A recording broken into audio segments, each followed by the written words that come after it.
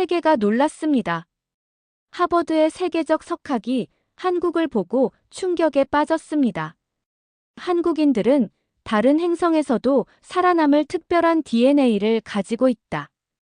엘리베이터를 타면 닫힌 버튼을 누르고 자판기 커피가 완성되기도 전에 문을 열고 음식이 나오기 전에 벌써 세팅을 마친 이 나라. 30년간 비판만 해왔던 교수는 이제 완전히 바뀌었습니다. 최빈국에서 세계 6위 경제대국으로 세계 무대에서 당당히 활약하는 한국인들의 비밀, 지금 바로 공개합니다. 오늘의 이야기를 시작하기 전에 구독과 좋아요를 누르시면 여러분에게도 놀라운 변화가 찾아옵니다. 지금 어디서 이 이야기를 듣고 계신가요? 댓글로 나눠주세요. 저는 마이클 레이놀즈입니다. 올해로 60살이 되었고 미국 하버드 대학교에서 경제학을 가르치고 있죠. 사람들은 저를 동아시아 전문가라고 부릅니다.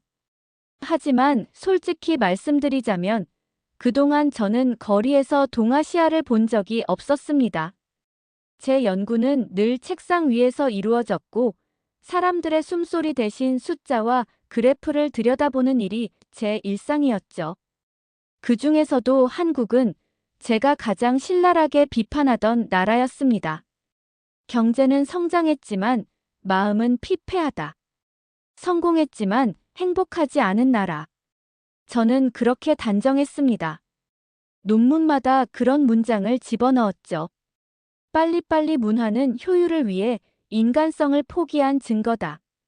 한국의 집단주의는 개인의 자유를 억압한다. 그 말들에 수많은 청중이 고개를 끄덕였습니다. 그리고 저는 그것을 진실이라고 믿었죠. 하지만 지금 그 믿음의 기초가 무너지고 있습니다. 그날 전쟁기념관의 형광등 아래에서였어요. 윙윙거리는 소리가 귀에 맴돌고 있었고 벽에는 흑백 사진들이 줄지어 걸려 있었습니다. 총을 든 어린 병사들, 무너진 마을, 그리고 이름 모를 사람들의 얼굴들. 사진 속에는 제가 감히 상상조차 할 수 없는 시간의 고통이 담겨 있었죠. 한 노인이 제 앞에 서 있었습니다. 그의 얼굴에는 세월의 흔적이 깊게 새겨져 있었고 그 눈빛엔 분노와 슬픔이 동시에 깃들어 있었습니다. 왼손이 눈에 들어왔어요. 차갑고 금속성의 의수였습니다. 형광등 불빛이 그 손에 부딪히며 번쩍였습니다. 그분은 떨리는 손으로 한 사람을 가리키며 외쳤습니다. 내 아버지는 독립운동가셨소. 그 목소리는 유리 깨지는 소리처럼 갈라졌습니다. 고문으로 돌아가셨는데 당신이 감히 우리가 피해자 행세를 한다고. 저는 숨이 막혔습니다. 마치 제 심장을 누군가 쥐어짜는 듯 했어요. 모르는 사람인데도 그분의 분노와 고통이 공기를 타고 제 안으로 들어오는 것 같았습니다. 그때 알았죠. 언어는 통하지 않아도 진심은 통한다는 걸요. 하지만 이야기를 너무 앞에서부터 시작했군요. 모든 건 그날의 사건 이전, 한국에 오기 전부터 이미 시작되고 있었어요. 석 달 전이었습니다. 제 딸 소피아가 서울에서 전화를 걸어왔죠. 아빠, 한국에 오세요. 학회 때문이 아니라 저랑 함께요. 그녀는 다큐멘터리 감독이에요. 아시아의 사람들, 그들의 삶을 기록하는 일을 하고 있죠. 늘 현장에서 사람들과 부딪히며 배우는 아이였습니다. 한국은 아빠가 아는 나라가 아니에요.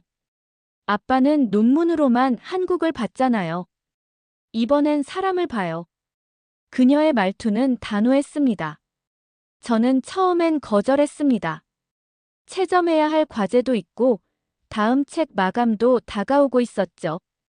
무엇보다 인정하기 싫었지만 제 안엔 두려움이 있었습니다.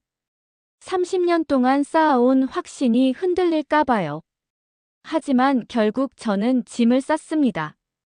교수로서의 자존심보다는 아버지로서의 책임감이 이겼다고 스스로를 위로하며요. 비행기가 인천공항 활주로에 착륙했습니다. 창밖에는 회색빛 겨울 하늘이 펼쳐져 있었어요. 이 나라의 사람들은 왜 늘 이렇게 분주할까? 그게 제 첫인상이었습니다. 입국 심사장으로 향했습니다. 그런데 놀랍게도 3분도 채 걸리지 않았어요. 얼굴 인식, 지문 확인, 그리고 통과. 끝이었습니다. 효율적이군. 제 노트에 그렇게 적었죠. 하지만 그 효율이라는 단어가 나중엔 제 오만의 상징이 될 줄은 몰랐습니다. 소피아가 입국장에서 기다리고 있었습니다. 카메라 가방을 맨 채 익숙한 표정으로 저를 향해 웃었죠. 놀랐죠? 아니, 그냥 효율적이더군. 제 대답은 짧았지만 마음은 복잡했습니다. 논문에서 비합리적인 나라라고 규정했던 곳이 제 눈앞에서는 너무나 합리적으로 돌아가고 있었으니까요. 공항철도를 타고 서울로 향했습니다. 기차가 도착하는데 2분이 걸리지 않았어요. 문이 열리고 사람들은 질서 있게 탑승했습니다. 누구도 밀치지 않았고 불필요한 소음도 없었어요. 그 평온한 움직임 속에서 저는 이상한 감정을 느꼈습니다. 서두른다고 생각했던 사람들이 사실은 질서 속에서 움직이고 있었던 겁니다. 제가 조급함이라 부르던 건 어쩌면 시간을 존중하는 습관이었는지도 몰랐죠. 소피아가 제 옆에서 창밖을 바라보며 말했습니다. 아빠, 이제 시작이에요. 진짜 한국은 지금부터예요. 기차는 점점 속도를 높였습니다. 창밖으로 아파트 단지들이 끝없이 이어졌습니다. 어떤 건물은 똑같이 생겼지만 창문마다 다른 색의 불빛이 켜져 있었어요. 그 안에는 제 논문엔 단 한 줄도 언급되지 않은 사람들의 이야기가 살아있었죠. 그 순간 제 머릿속에서 작은 균열이 생기기 시작했습니다. 숫자와 데이터, 효율과 경쟁이라는 단어로 설명할 수 없던 무언가가 제 앞에 펼쳐지고 있었어요. 그건 생활이었고, 삶이었고, 무엇보다 인간이었습니다. 저는 마음속으로 되뇌었습니다. 그래도 아직은 내 이론이 맞을 거야. 아마도. 그 믿음이 얼마나 오래가지 못했는지는 그 다음 날 알게 되었습니다. 그날 저는 한국 사회의 심장을 마주하게 되었거든요. 제 논문 속 문장들을 한 줄 한 줄 무너뜨릴 진실을 제 두 눈으로 보게 되었습니다. 전쟁기념관의 복도 끝에서 노인의 울부짖음이 다시 들려왔습니다. 우린 살아남았소. 포기하지 않았소. 그 목소리는 떨렸지만 단단했습니다. 그 안에는 한국이라는 나라가 어떻게 여기까지 왔는지 설명할 수 없는 힘이 담겨 있었어요. 그날 이후로 저는 제 스스로를 의심하기 시작했습니다. 논문이 아니라 사람을 보게 되었죠. 이 나라를 연구 대상이 아닌 이웃으로 보기 시작했습니다. 그렇지만 이건 아직 시작일 뿐입니다. 이제 막 균열이 간 제 확신의 벽은 앞으로 만나게 될 수많은 사람들과 사건 앞에서 완전히 무너질지도 모르니까요. 기차는 다시 서울역을 향해 달리고 있었고 창밖의 도시 불빛이 하나둘 켜지기 시작했습니다. 그 불빛들 사이로 저는 처음으로 한국의 진짜 얼굴을 보고 있었습니다. 논문에도 통계에도 없던 사람의 이야기를요. 그리고 그날 밤 저는 아직 몰랐습니다. 다음 날 그 모든 확신이 완전히 뒤집힐 거라는 걸요. 진짜 한국이 제 앞에 아주 낯설고도 아름다운 방식으로 나타날 거라는 걸요. 점심시간의 강남은 제가 예상하지 못한 세상이었습니다. 눈부신 유리 건물들이 겨울 햇살을 반사하고 있었고 사람들은 그 빛 속에서 각자의 목적을 향해 움직이고 있었죠. 저는 그 광경을 보며 잠시 멈춰 섰습니다. 그들의 발걸음에는 혼란이 없었습니다. 빠르지만 질서가 있었고 분주하지만 혼란스럽지 않았습니다. 모든 움직임이 계산된 듯 정교했고 마치 거대한 시계의 톱니바퀴처럼 서로 맞물려 돌아가고 있었습니다. 소피아가 앞장서서 걷고 있었어요. 사람들 사이를 능숙하게 비켜 걸으며 익숙한 표정으로 저를 이끌었습니다. 그녀의 얼굴엔 활기가 있었지만 제 마음은 복잡했습니다. 익숙하지 않은 속도, 그 안에서 느껴지는 어떤 긴장감이 저를 불편하게 했습니다. 거리에는 전광판이 쉴 새 없이 광고를 바꿨습니다. 커피, 휴대폰, 자동차, 화장품 세상은 끊임없이 다음을 향해 움직이고 있었습니다. 마치 지금을 머무는 것은 허락되지 않는 듯 했습니다. 추위가 매서웠습니다. 차가운 공기가 얼굴을 베어냈고 숨이 허공에 하얗게 퍼졌습니다. 그런데 사람들은 추위를 느끼지 않는 것처럼 보였어요. 두꺼운 코트를 여미지도 않고 눈보라 속에서도 똑바로 걸어갔습니다. 그 단단한 눈빛 속에서 저는 어떤 훈련된 생존감을 받습니다.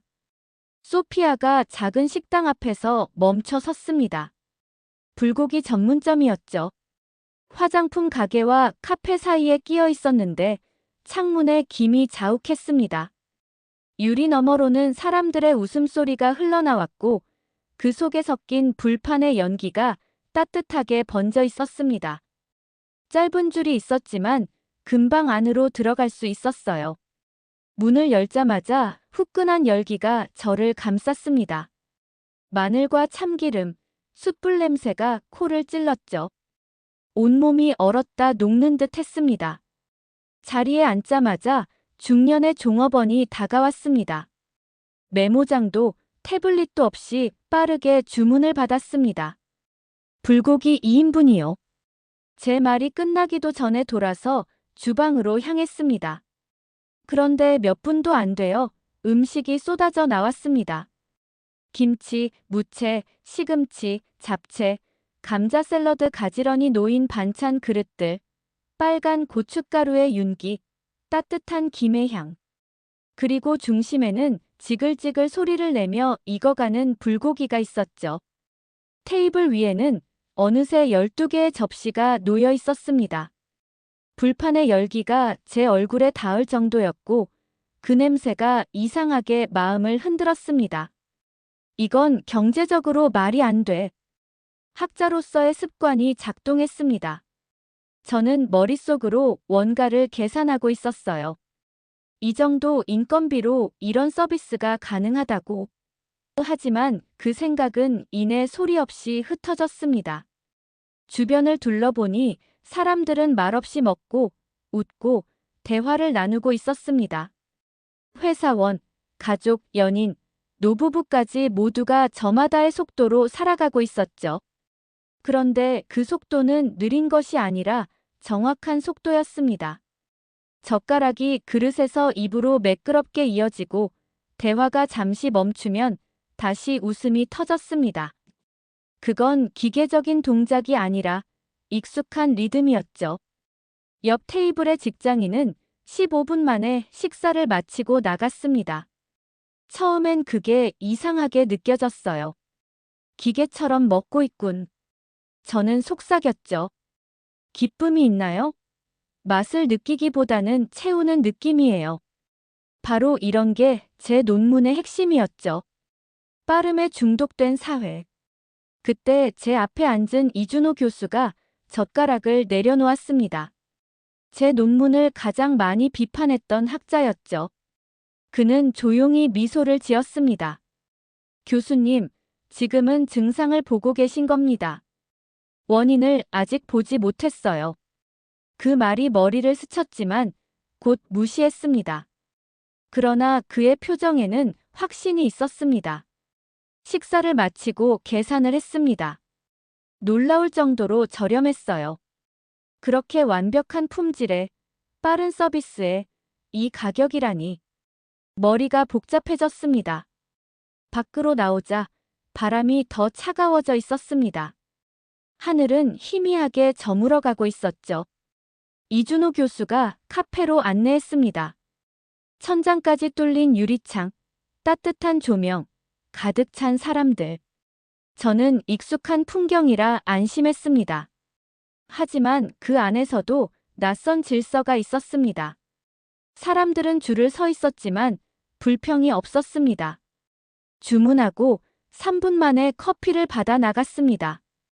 의자에 앉는 사람보다 커피를 들고 나가는 사람이 더 많았어요.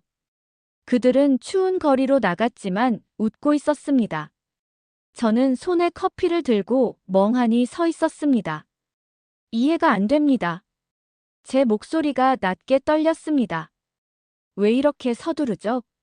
왜 즐기지 않습니까? 왜 추운 거리로 나가면서 웃죠? 이준호 교수는 한동안 말이 없었습니다. 대신 방금 비워진 테이블로 손짓하더군요. 젊은 여성이 떠난 자리, 깨끗한 컵 하나만 남아 있었습니다. 빨리빨리는 조급함이 아닙니다. 마이클 교수님.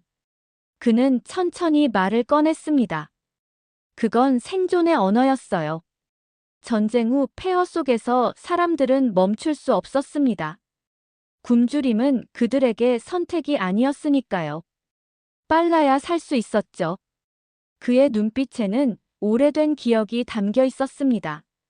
제 부모님 세대는 하루라도 느리면 굶어 죽었습니다. 밥을 빨리 먹는 건 예의가 아니라 생존이었습니다. 커피 한 잔을 빨리 마시고 다시 일터로 나가는 건 시간을 아끼려는 습관이 아니라 생명을 이어가려는 본능이었어요. 저는 아무 말도 하지 못했습니다. 그 말을 듣는 순간 제 논문의 문장들이 머릿속에서 흩어지는 느낌이었습니다. 그가 말한 빨리빨리는 제가 이해하던 것과 완전히 다른 세계의 언어였습니다. 그제야 깨달았습니다. 그 속도 속에는 조급함이 아니라 절박함이 있었고 그 절박함 속에는 희망이 깃들어 있었죠. 하지만 여전히 제 마음 한편은 저항했습니다.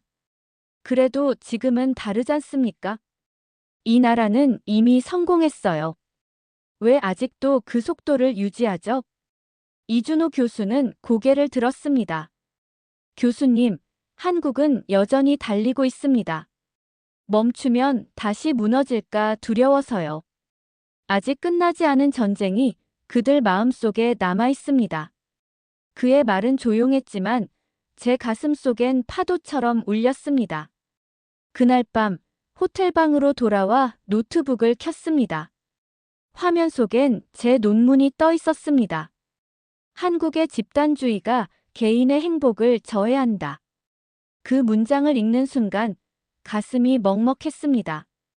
그동안 제가 쓴 글에는 숫자와 통계, 논리와 이론이 있었지만 사람의 체온은 없었습니다. 제가 보지 못했던 건 속도 뒤의 이유, 조급함 속의 인간이었죠. 창밖으로 서울의 불빛이 번져 있었습니다.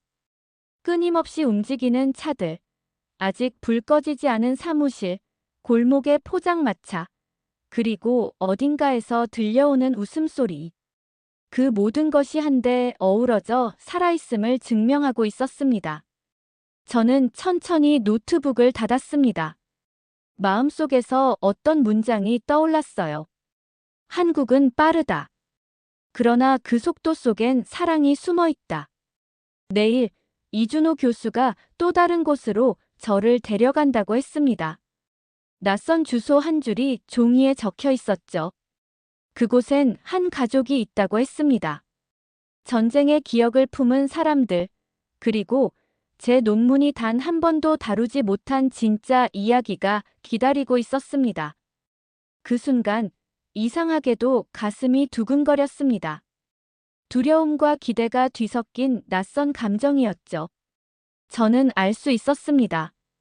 무언가가 아주 천천히, 그러나 확실히 제 안에서 변하고 있었습니다. 서울의 밤은 유난히 빛이 많았습니다.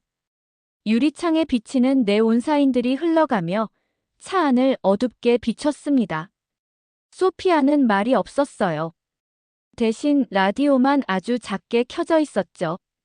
저는 오늘 진짜 한국을 보기로 했습니다. 관광지가 아닌, 쇼핑몰이 아닌, 한국 사람들의 삶의 자리를요. 길은 점점 좁아졌습니다. 번쩍이던 빌딩 숲이 사라지고 오래된 아파트 단지들이 나타났어요. 한눈에 봐도 오랜 세월을 견딘 건물들이었죠. 하나같이 비슷한 모양, 색도 같고 창문마다 걸린 빨래가 바람에 흔들렸습니다. 이런 곳이 한국의 진짜 모습이에요? 저는 조심스럽게 물었어요. 이 교수는 조용히 고개를 끄덕였습니다. 여기서 대부분의 한국인들이 살아요. 우리가 보지 못한 그들의 이야기도 여기에 있죠. 14층 엘리베이터 문이 열리자 따뜻한 냄새가 스며들었습니다. 세제 냄새, 된장 냄새, 그리고 삶의 냄새가 뒤섞인 공기였습니다. 문이 열리자마자 김 여사님이 서 계셨죠. 작은 체구의 앞치마를 두르고 손엔 물기가 아직 남아 있었습니다. 어서 오세요.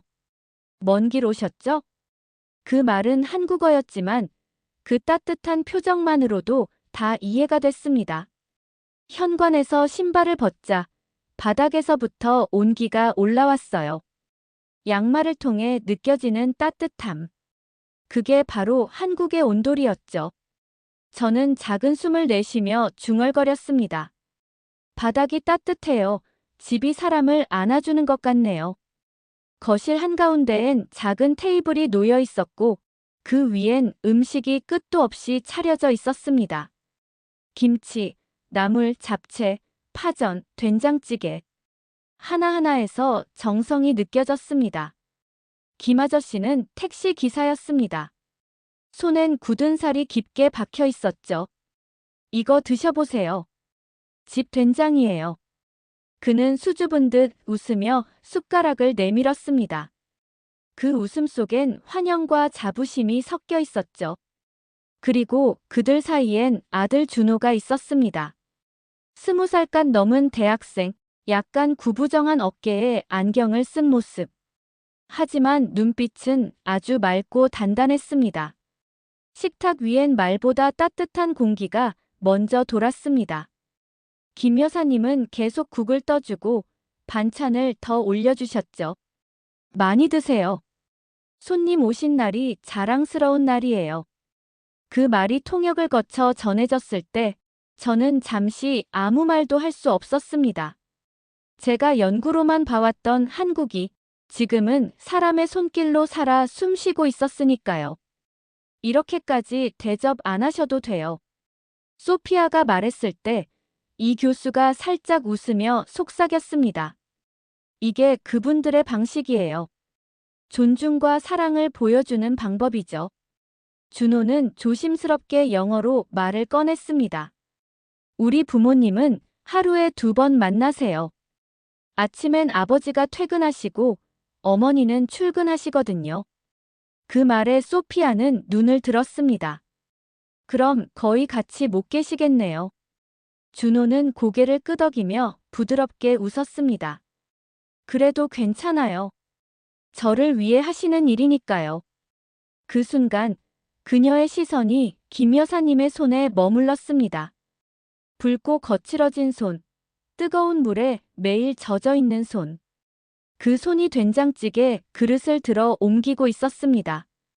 그 손에는 단 한 점의 불평도 없었습니다. 대신 사랑이 묻어 있었습니다. 그 손 아프지 않으세요? 소피아가 조심스럽게 묻자 김 여사님은 수줍은 미소를 지었습니다. 괜찮아요. 우리 아들이 잘 되는 게 더 중요하죠. 이 교수는 그 말을 천천히 번역했지만 저와 소피아는 이미 표정으로 이해하고 있었습니다. 그녀의 가슴 한켠이 묘하게 무너졌죠. 준호는 식탁 위를 보며 말했습니다. 한국에선 부모님이 자식을 위해 사는 게 당연해요. 그리고 자식은 그 은혜를 갚는 게 당연하고요. 우린 그걸 효라고 해요. 그의 발음은 어눌했지만 단어 하나하나에 힘이 실려 있었습니다. 효도는 의무가 아니에요. 사랑이에요. 말로 하는 게 아니라 행동으로 보여주는 사랑이요. 그 말이 끝나자 잠시 방 안이 조용해졌습니다. 김 여사님이 고개를 살짝 숙이며 웃었습니다. 김 아저씨도 말없이 고개를 끄덕였죠. 그 순간 소피아는 깨달았습니다. 이 가족에게 함께 있음은 단순한 생활이 아니라 믿음이었습니다. 함께 버티는 것, 그것이 사랑의 방식이었던 거죠. 식사가 끝나갈 무렵, 이 교수가 조용히 말을 이었습니다. 이분들, IMF 때 모든 걸 잃으셨대요. 직장도, 집도, 통장도요. 그런데 가족은 버리지 않았어요. 오히려 더 단단히 붙잡았다고 하시네요. 저는 숨을 삼켰습니다. 저는 오래전 논문에서 한국의 가족 중심 문화를 비판했었습니다. 개인의 자유를 막는다고, 사회 발전을 늦춘다고 썼죠. 하지만 지금 이 조그만 아파트 안에서 제 자신의 모든 문장이 부끄러워졌습니다. 이 가족은 억눌린 게 아니었습니다. 그들은 하루하루를 지켜낸 사람들이었습니다. 저는 그날 처음으로 강함이란 단어의 의미를 새롭게 배웠습니다. 밤이 깊어갈 때쯤 가족은 문 앞까지 나와 배웅을 했습니다. 와주셔서 감사해요. 정말로요. 그들의 눈빛엔 피곤함보다 따뜻함이 담겨 있었습니다. 엘리베이터 문이 닫히기 전 김 여사님이 마지막으로 던진 한마디가 귓가에 남았습니다. 행복은 멀리 있지 않아요. 가족이 곁에 있는 게 행복이죠. 차 안으로 돌아오자 소피아는 창밖을 바라봤습니다. 멀리서 보이던 불빛들이 이제 다르게 보였죠. 그 빛 하나하나가 어떤 이의 가족, 어떤 이의 희생으로 켜진 것 같았습니다. 그녀는 속으로 중얼거렸습니다. 우리가 강하다고 생각했던 건 사실은 외로움이었을지도 몰라. 그날 밤 호텔방으로 돌아와 노트북을 켰습니다. 수십 년 동안 써온 논문들, 개인주의의 가치를 찬양하던 글들. 저는 손가락을 멈췄습니다. 그리고 새 문서를 열었죠. 제목은 이렇게 적혀 있었습니다. 사랑으로 버틴 나라, 한국. 그리고 제 시선이 멈췄습니다. 제 가슴 속엔 아직 묻지 못한 질문이 남아 있었죠. 나는 무엇을 위해 살아왔던 걸까? 한국의 가족들이 그녀에게 남긴 그 한마디. 효는 사랑입니다. 서울 한복판, 묵직한 돌 건물 하나가 서 있습니다. 이곳은 전쟁기념관. 전쟁의 흔적을 간직한 채 잊지 말자고 세운 공간이죠. 그날, 저는 처음으로 그 안에 발을 들였습니다. 솔직히 말하면 가고 싶지 않았습니다. 이미 책으로, 논문으로 다 안다고 생각했거든요. 그 시절 한국은 가난했고 전쟁을 겪었다. 그게 전부인 줄 알았습니다. 하지만 그날, 제 생각은 완전히 무너졌습니다. 안은 조용했습니다. 햇살이 높은 창문을 통해 들어오고 바닥엔 길게 그림자가 드리워져 있었죠. 벽마다 붙은 흑백 사진들. 쇠사슬에 묶인 청년, 고문받는 독립운동가, 눈을 질끈 감은 젊은 여인들. 저는 그동안 이런 사진을 자료로만 봤습니다. 하지만 이곳에선 달랐습니다. 모두 살아있는 얼굴이었어요. 역사가 아니라 사람의 이야기였죠. 한참을 걷다 한 장의 사진 앞에서 발이 멈췄습니다. 20살쯤 돼 보이는 청년이 기둥에 묶여 있었습니다. 눈빛이 강했습니다. 겁과 체념이 섞인, 그러나 결코 굴복하지 않은 눈이었죠. 며칠 뒤 처형됐다는 안내문이 붙어 있었습니다. 그때 가슴이 이상하게 조여왔어요. 이런 얼굴들이 나라를 지켰구나. 처음으로 역사 속 고통이 제 눈앞 현실처럼 느껴졌습니다. 다음 전시실은 한국 전쟁이었습니다. 북의 침공, 인천 상륙작전, 끝없는 후퇴와 교착 상태. 그 안에는 군인만이 아니라 수많은 민간인의 고통이 있었죠. 가족을 잃은 이들, 고아가 된 아이들, 불타버린 마을들. 한 유리 진열장 속엔 돌아오지 못한 군인들의 편지가 있었습니다. 어머니, 건강하세요. 끝나면 꼭 돌아가겠습니다. 그 짧은 문장들이 제 마음을 찔렀습니다. 마치 제 아버지가 쓴 편지 같았어요. 그때 옆에서 누군가의 목소리가 들렸습니다. 중년의 일본인 남성이었죠. 가족들과 함께 전시를 보고 있었습니다. 그는 일부러 영어로 말했어요. 주변 사람들이 못 알아듣게 하려는 듯이요. 한국은 늘 피해자 코스프레를 한다. 전쟁 때 고통받은 건 다들 마찬가지인데 자기들만 특별한 척하지. 그 말이 공기 중에 뚝 떨어졌습니다. 순간 주변이 조용해졌습니다. 하지만 아무도 나서지 않았습니다. 그저 굳은 표정으로 자리를 피했죠. 단 한 사람만 그 자리에 남았습니다. 허리가 굽은 한국인 할아버지였습니다. 겨울 코트를 입고 평평한 모자를 눌러 쓴 그분이요. 할아버지는 천천히 그러나 분명한 목소리로 영어로 말씀하셨습니다. 피해자 코스프레라고요? 그 순간 전시실의 모든 시선이 그분에게 향했습니다. 내 아버지는 독립투사였습니다. 내 눈앞에서 일본 군인들에게 끌려갔어요. 손가락이 하나씩 부러졌습니다. 팔, 다리 모두 꺾였죠. 하지만 아무 이름도 말하지 않았습니다. 그 고문 속에서도 조국이란 말을 남기고 돌아가셨어요.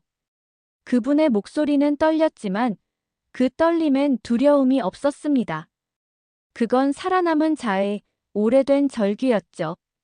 당신은 우리가 고통을 과장한다고요? 할아버지의 목소리는 이제 고요했습니다. 그분의 왼손이 떨리고 있었는데 그건 의수였습니다. 전쟁 때 잃은 손이라고 하셨습니다. 나는 15살에 이 손을 잃었어. 그런데도 다시 일어섰지. 우리 세대는 고통을 과장하지 않았어. 고통을 힘으로 바꿨다네. 그분의 눈에서 흘러내린 눈물은 분노가 아니라 자부심이었습니다. 이제 내 손주는 의사고 손녀는 세계적인 회사에서 일하지. 우린 희생자로 남지 않았어. 다시 일어섰지. 그 말이 끝나자 일본인 가족은 아무 말 없이 절을 했습니다. 그리고 조용히 퇴장했습니다. 하지만 그 순간 전시실의 모두가 눈시울을 붉히고 있었습니다.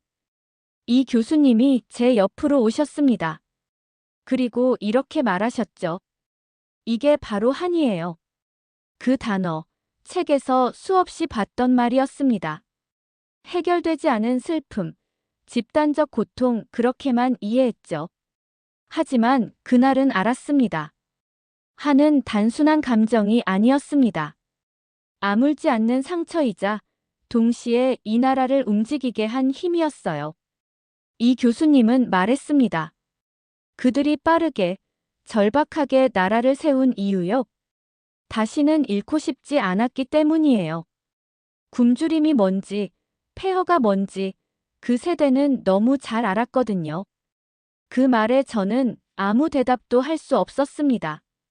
이제야 조금 이해한 기분이었어요. 한국의 발전은 단순한 경제 이야기가 아니었어요. 잊지 못한 고통이 세대를 넘어 결심이 된 결과였죠. 해가 저물고 서울의 불빛이 하나둘 켜졌습니다.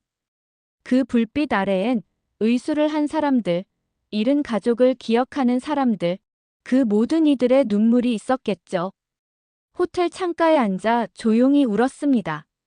책으로만 배웠던 한국의 역사가 이제는 제 마음 안에서 뛰고 있었거든요. 한국은 고통을 숨기지 않았습니다. 그 고통을 품고 다시 일어섰습니다. 그리고 저는 이제 조금 알 것 같았습니다. 이 나라가 왜 이렇게 강한지를요. 이 교수님이 내일 또 다른 곳을 보여주겠다고 했습니다. 그곳에서 저는 또 한 번 놀라게 될 겁니다. 광장시장을 처음 마주한 순간 제 온 감각이 깨어났습니다. 눈앞에는 수십 갈래의 골목이 얽혀 있었고 그 속에서 사람들의 목소리와 냄새와 온기가 뒤섞여 있었습니다. 마치 오래된 도시의 심장부가 지금 이 순간에도 뛰고 있는 듯 했죠. 먼저 들려온 건 소리였습니다. 10,000원이요. 싸게 드려요. 사장님, 2개만 더 얹어주세요. 상인들의 힘찬 외침이 골목을 메웠고 철판 위에서 기름이 튀는 소리, 주걱이 부딪히는 소리, 끓는 국물의 숨결이 공기를 진동시켰습니다. 이 소리들 속엔 단순한 장사꾼의 에너지가 아니라 삶을 이어가는 사람들의 리듬이 숨어 있었습니다. 그리고 냄새. 참기름의 고소함, 마늘 볶는 향, 식초의 톡 쏘는 냄새, 발효된 젓갈의 진한 향기, 그 밑에는 오래된 흙과 사람의 땀 냄새가 뒤섞여 있었습니다. 이 냄새는 불쾌하지 않았습니다.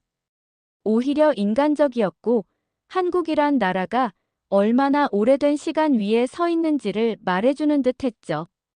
이준호 교수는 제게 이렇게 말했습니다. 이 시장은 한국의 역사 그 자체예요. 나라가 가난할 때 사람들은 이곳에서 서로 나누며 버텼습니다. 이 음식들엔 생존의 기술이 숨어 있죠. 시장은 거대한 미로 같았습니다. 통로마다 사람들이 가득했고 겨울바람이 매섭게 부는데도 다들 웃고 있었습니다. 추위보다 사람의 온기가 더 짙게 느껴졌죠. 제가 미국 보스턴에서 보던 깔끔한 한식당과는 전혀 달랐습니다. 거기선 반찬이 가지런히 정리되어 나왔고 접시마다 완벽한 균형이 있었지만 여기선 질서보다는 생동감, 정갈함보다 진심이 있었습니다. 모든 게 살아있었고 손때 묻은 듯한 온기가 느껴졌습니다. 한쪽 가판대에서는 나이 지긋한 아주머니가 커다란 철판 위에서 빈대떡을 부치고 있었습니다. 그 손놀림은 50년 세월의 연습이 만들어낸 예술이었죠. 다른 분은 순대를 끓이고 있었고 또 다른 분은 반찬들을 작은 용기에 담고 계셨습니다. 그분들의 표정은 분주했지만 행복했습니다. 마치 내가 만든 이 음식으로 오늘도 누군가가 힘을 얻겠지라는 마음이 담겨 있는 듯 했죠. 그중 한 분이 제 딸 소피아를 보며 웃었습니다. 예쁜 아가씨, 이거 한번 먹어봐요. 몇 초 만에 작은 종이 접시 위에 한국의 축제가 펼쳐졌습니다. 바삭한 빈대떡, 투명한 잡채, 새빨간 양념의 젓갈, 그리고 익은 김치 한 조각. 색깔만으로도 입안이 저절로 반응했죠. 저는 조심스레 젓가락을 들었습니다. 먼저 빈대떡 한 입. 겉은 바삭하고 속은 부드러웠습니다. 녹두의 고소함과 채소의 단맛이 어우러졌죠.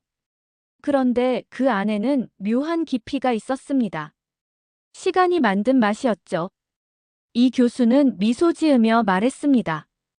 발효의 힘이에요. 그가 가리킨 곳곳엔 된장 항아리, 간장 항아리, 김치 단지가 놓여 있었습니다. 이건 단순한 음식이 아닙니다.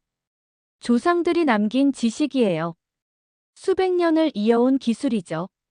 그 말이 제 가슴에 박혔습니다. 저는 한때 논문에서 한국의 전통 식문화는 비효율적이라 평가한 적이 있었습니다. 그런데 지금 보니 그건 단순한 기술의 문제가 아니라 시간과 인내의 철학이었습니다. 이 교수는 손끝으로 김치를 다듬는 할머니를 가리켰습니다. 보세요.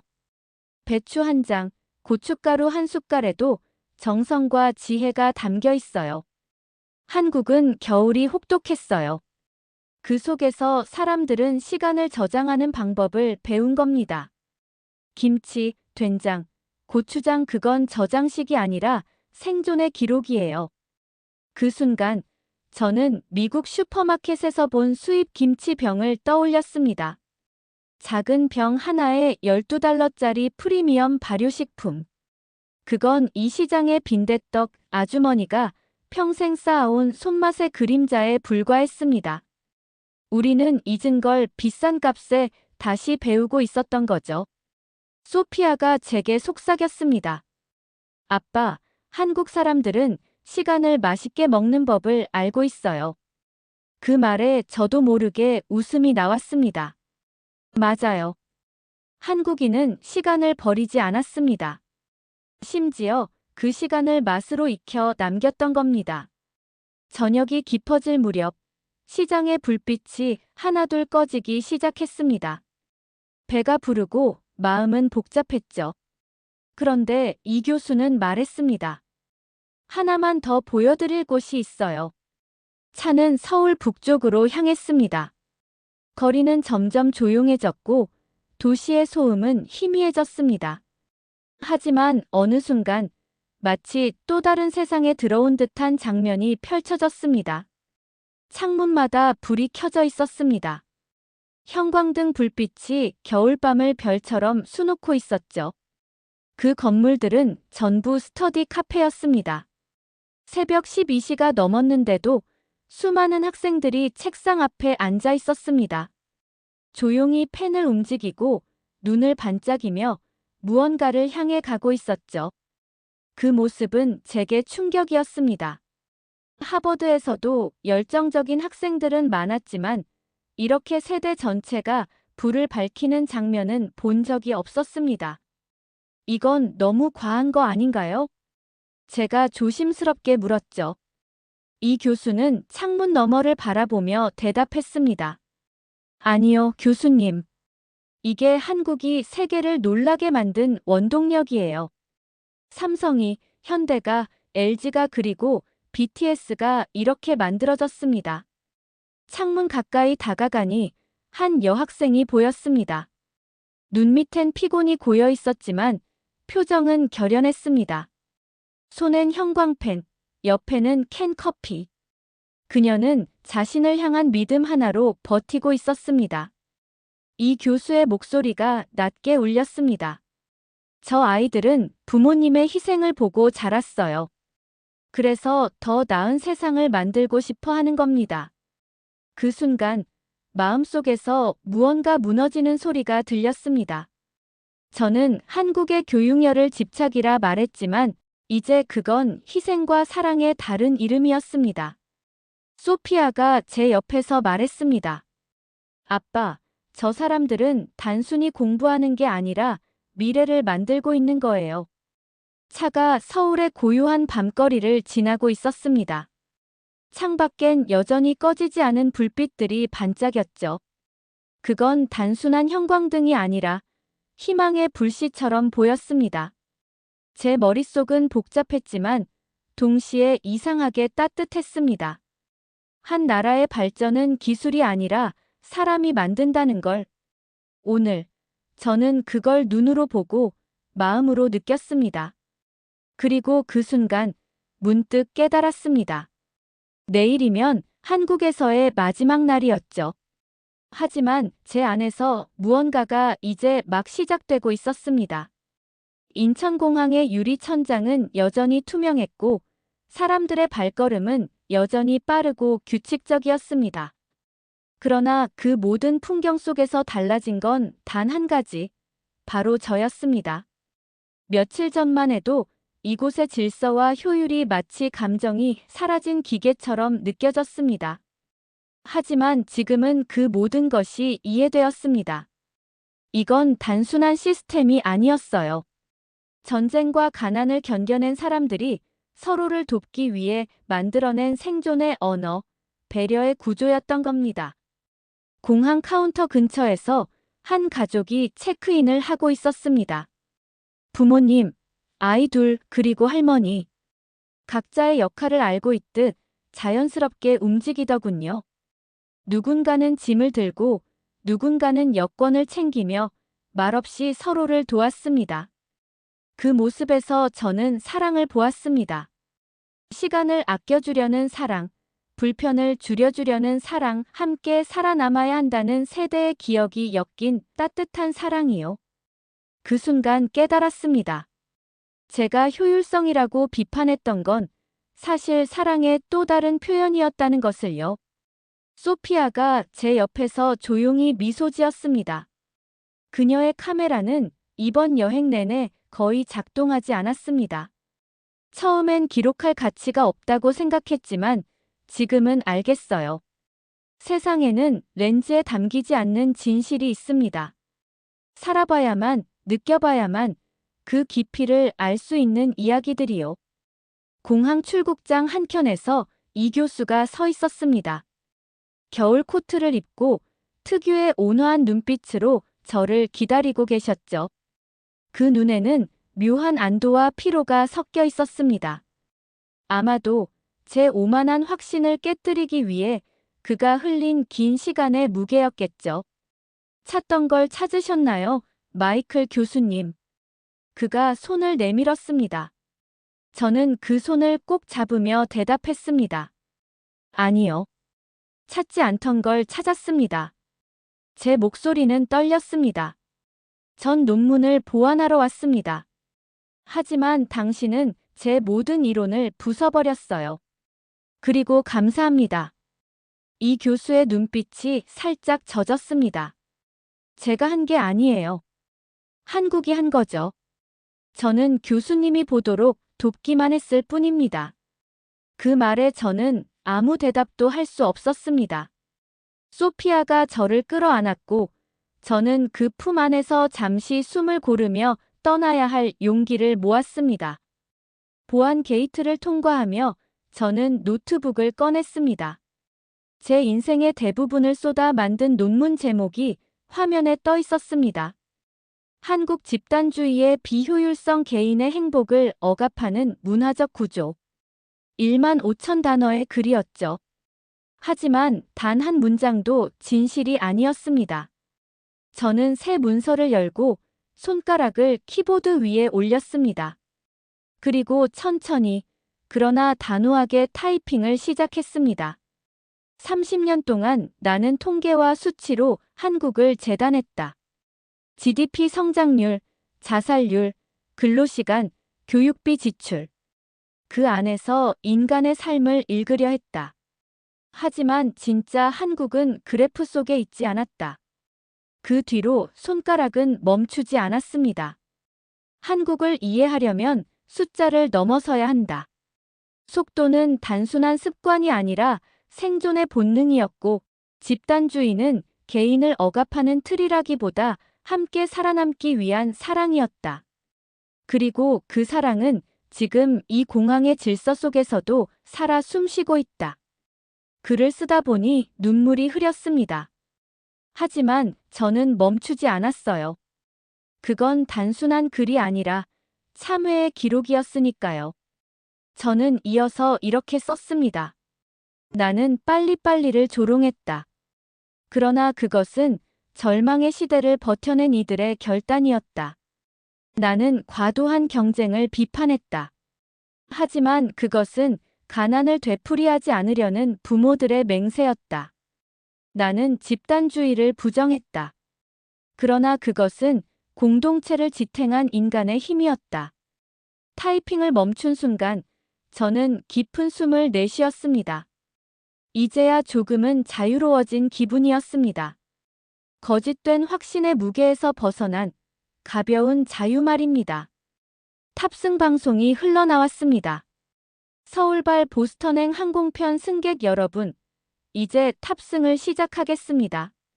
짐을 들고 일어섰습니다. 이제 돌아가야 할 시간이었죠. 하지만 마음 한켠에서는 이상하게도 떠나는 게 아니라 도착하는 느낌이 들었습니다. 비행기에 오르고 창가 자리에 앉았습니다. 비행기가 서서히 활주로를 달리기 시작하자 창밖의 서울이 점점 멀어졌습니다. 빛나는 한강, 끝없이 늘어선 아파트, 그리고 산맥 사이로 지는 햇살. 그 아래에서 여전히 누군가는 일하고, 누군가는 공부하며, 누군가는 가족을 위해 하루를 마무리하고 있겠죠. 그 모든 장면이 제 가슴에 새겨졌습니다. 노트북을 다시 켰습니다. 새 논문 제목을 입력했습니다. 한국에서 배운 것들 이해로 가는 여정. 그제야 비로소 웃음이 났습니다. 30해를 돌고 돌아 이제야 배움이 무엇인지 깨달은 기분이었어요. 비행기가 구름 위로 올라가자 아래로 서울의 불빛이 흩어졌습니다. 하지만 이상하게도 저는 그 불빛이 제 마음속에서 꺼지지 않을 거란 걸 알고 있었습니다. 한국은 제게 단지 연구 대상이 아니었습니다. 그곳은 제 오만을 부순 교실이었고 제 삶의 나머지를 어떻게 살아야 하는지를 알려준 스승이었어요. 승무원이 커피를 건넸습니다. 그 향은 서울의 어느 로스터리에서 볶은 원두였습니다. 한 모금 마셨을 때 진하게 퍼지는 고소한 향기 속에서 이상하리만큼 따뜻한 감사의 마음이 일었습니다. 저는 속삭이듯 말했습니다. 고마워요, 한국. 그 한마디로 모든 게 정리되는 듯 했어요. 이제 제 여정은 끝이 아니라 시작이었습니다. 이제 저는 다시 배울 준비가 된 학생으로 돌아갑니다. 모든 걸 안다고 믿던 교수가 아닌 이해하려는 마음으로 세상을 바라보는 사람으로요. 비행기는 밤하늘을 가르고 있었습니다. 저는 창밖의 구름을 보며 조용히 미소 지었습니다. 그리고 마음속으로 이렇게 다짐했습니다. 이제부터의 학문은 누군가를 비판하기 위한 것이 아니라 존중하기 위한 것이 되어야 한다. 진짜 알미란 판단이 아니라 이해로 가는 길이다. 60의 나이에 저는 다시 태어났습니다. 새로운 시작이었고 진짜 귀향이었습니다. 이제 저는 떠나는 것이 아니라 비로소 이해에 도착하고 있었던 것이었습니다. 이 이야기를 들은 누군가가 언젠가 같은 깨달음을 얻는다면 그 또한 제가 한국에서 배운 것처럼 겸손과 사랑으로 세상을 다시 바라보게 되길 바랍니다. 그리고 언젠가 우리 모두가 각자의 자리에서 조용히 이렇게 말할 수 있기를 바랍니다. 나는 이제야 진짜로 배웠다. 오늘 우리는 한국인의 진짜 힘을 보았습니다. 겉으로는 빨리빨리 효율처럼 보여도 그 속엔 수천 년 이어진 지혜와 사랑, 희생이 있습니다. 가족, 학생, 시장 속 사람들의 삶에서 그 힘을 느낄 수 있었죠. 진정한 이해는 숫자가 아닌 사람들의 마음과 결심 속에서 나옵니다. 오늘 이야기가 여러분 마음에도 울림이 되길 바랍니다. 끝까지 함께 해주셔서 감사합니다. 구독과 좋아요 잊지 마세요. 작은 클릭이 큰 행복을 가져옵니다.